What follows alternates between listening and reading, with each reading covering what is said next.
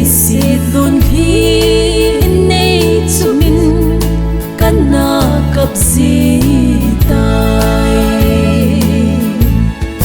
bắc cai nay vui đàn hồ cả ngày tôi lấy xịt mi té ghé bằng in nay vui bồi lấy xịt mi tên lấy gấm hậu na lấy din ấy ghé lưng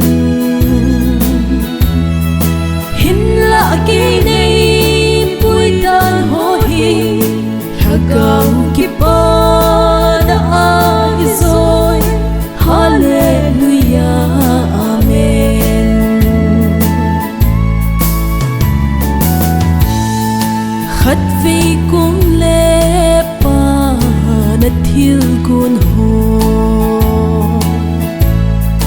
cây đình in he thim hạ nghe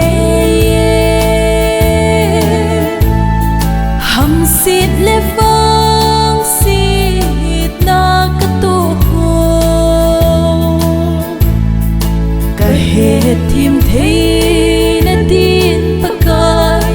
nang in nay pan pi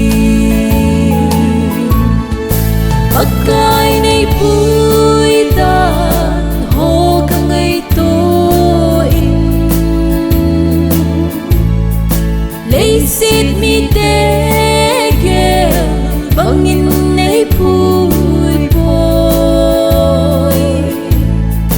lấy xịt mi tên lấy gấm hậu na lấy din ấy ghé lưng hin lạ kỳ này vui đàn hồ hi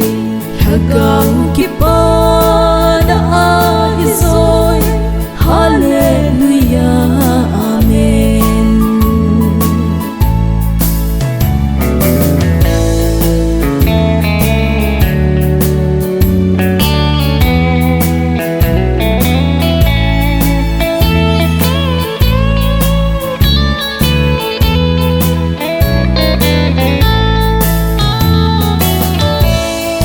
kahung kipe pa kay nang adi genthele hasa na ho tho dingin bagay na